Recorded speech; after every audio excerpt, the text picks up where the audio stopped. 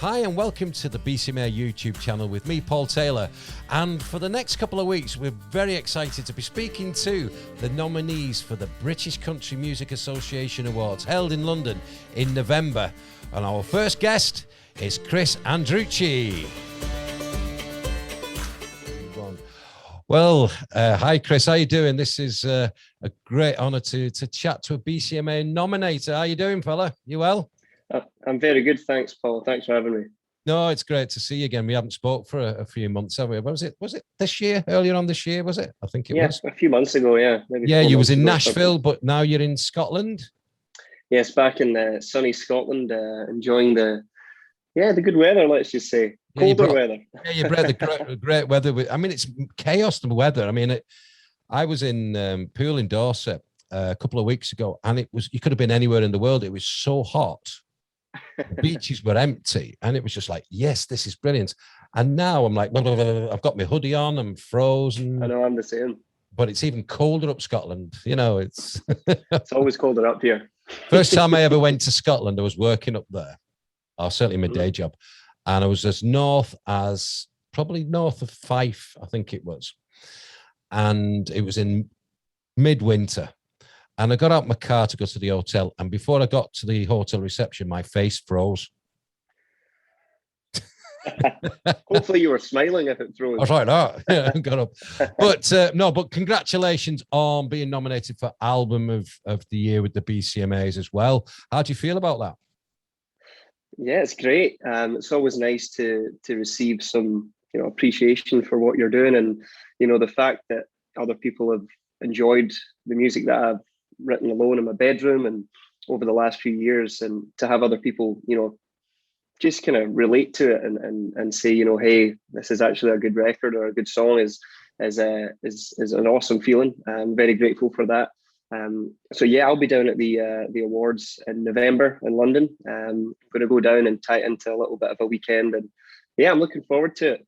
I'll see you there. There's a lot of great talent that's been nominated across all the categories. But yeah, to be included in the UK Album of the Year, it's an honour, and I'm excited to go and meet everyone and have a good night. Probably one too many beers. I was going to say there'll be a beer or two coming your way from myself as well, so we'll catch up on that. I don't want to get too drunk because I'll be doing the interviews. So by the 10th interview, going, all right, you've won an award. What go on, like, what have you got to set for yourself? Go on, But no, I'm looking forward to it because I've been before. But this time it's in like an official capacity and interviewing people, which is cool. I mean, I've done the Buckland Boots and the British Country Music Festival in Blackpool, and it's some brilliant talent like yourself and all the other nominees and people who haven't been nominated as well. It's just phenomenal talent here in the UK, and you're flying the flag over in Nashville, like you said last time you were on the show with us. You was in Nashville, but you've been back, and then you've been back to Scotland and then back to Nashville, haven't you? Yeah, correct. So the last time we spoke, I think it was, in June or something of this year. And I came home the start of July. I released the new single, Killing Time. And then I had to spend about two months at home, which was good. Things were opening back up here slowly. And I got to see friends and family and kind of, reset the cogs and get,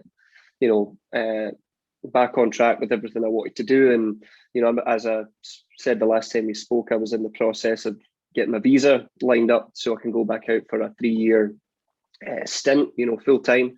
And coming back home before I went back out allowed me to see, what did I really need to get, what forms did I need signed, and who did I need to get on my side in order to get get the visa across the line. So I did just that. I went out and I did all the kind of admin side of things for the visa, but I also spent the 2 months writing again and writing with some even better people than I wrote with before, and the opportunities that have come just out of, having been there once before, that a few people know you and they introduce you to all these new people. And it was just amazing to work with some people that have written my favorite country songs ever. And I got to can you yeah, go on. I got to meet and speak with Doug Johnson, who was one of the co-writers of Three Wooden Crosses. Wow.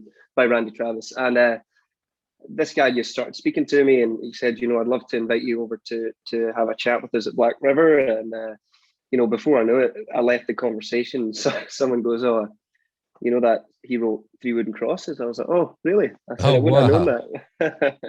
But that's good though. That So, I mean, it shows you the kind of characters and they are, because they've got that in the locker, and they just don't go with, like with the badge saying, "I've wrote this," and I'm a big I am. They're dead down to earth, and that's some of the great songwriters that I've interviewed on here.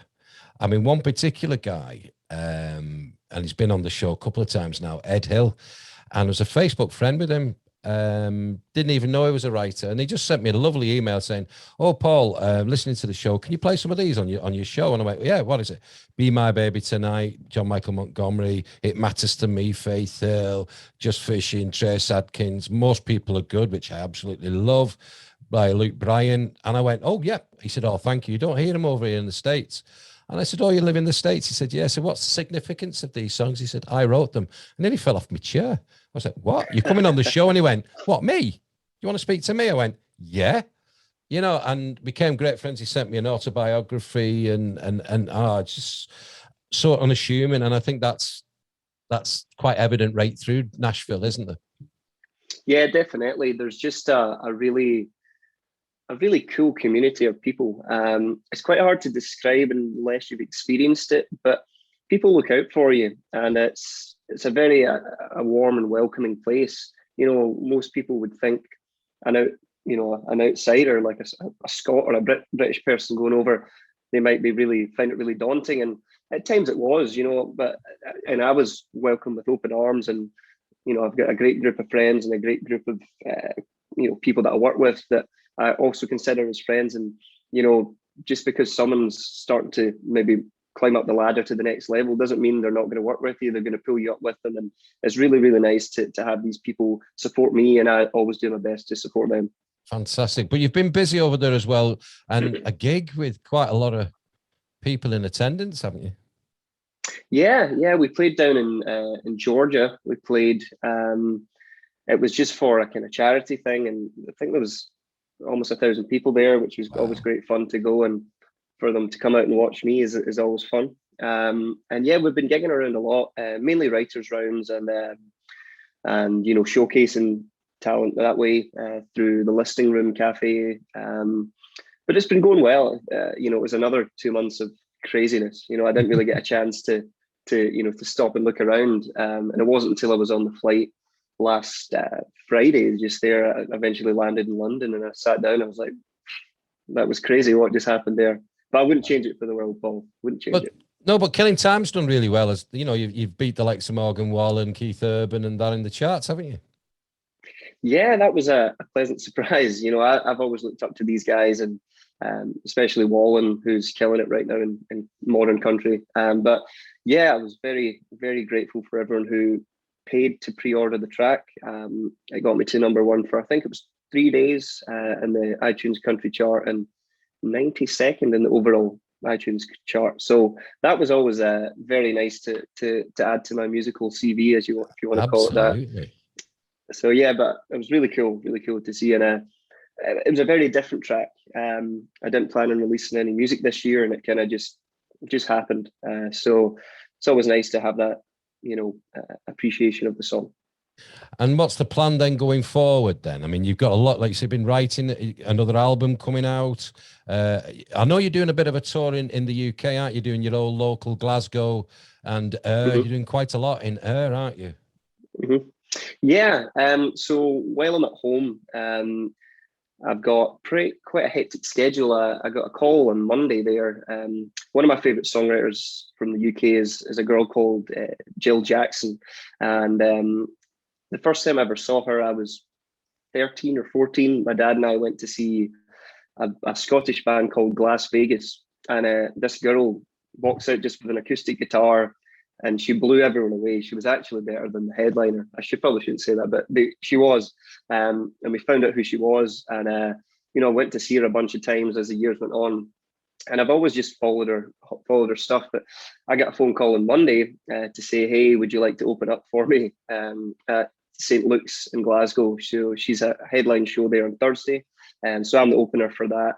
So that's a very pleasant surprise to go and be able to, you know, to meet her in person and you know, tell her the stories and, you know, have a good time there. But yeah, apart from that, I'm pretty busy just around the local scene, kind of bars and small venues, and just kind of trying to get back to what really made me love music in the first place. Not that I don't love it anymore, but just, you know, it's nice to go back to what was, you know, the real start to it all, and connect with the people that inspired me to want to do this as a career. So that was kind of the reasoning behind why I wanted to do the kind of smaller tour and just reconnect with everyone. But going forward then, is there a plan for a bigger tour in the UK? Hopefully, yeah. So my visa should be approved by the start of November. And the plan is after the award ceremony to go back out to Nashville on a full-time basis. I've got some exciting stuff happening next year. I've got a few cuts coming out with some of my artist friends, and we're pushing for some more kind of major label stuff as well. In terms of my own music, I'm probably going to put out two singles or a 2-song EP at some point throughout next year. But in terms of gigs, I'm coming back over for Country on the Clyde, C2C in Glasgow. Right, yeah. And I'll probably be over in July, August as well. There was a Belladrum Festival in Scotland I'm booked to play if that goes ahead. But yeah, I should be over probably about 2 months out of next year. And of course, I will tie in some dates and keep everyone updated on that to play around. And hopefully you guys can all come and watch. Well, that's brilliant. And it's great to catch up with you again, mate. And good luck with everything. And fingers crossed for the nominations as well. And it'd be great to catch up with you in person in November at the BCMA Awards. But yeah, definitely worthy of a nomination and an award for the album. It's a fantastic album. And like I say, you're flying the flag for the UK and Scotland. And congrats on that. Thanks very much, Paul. I appreciate you. You take care now. Cheers. Bye.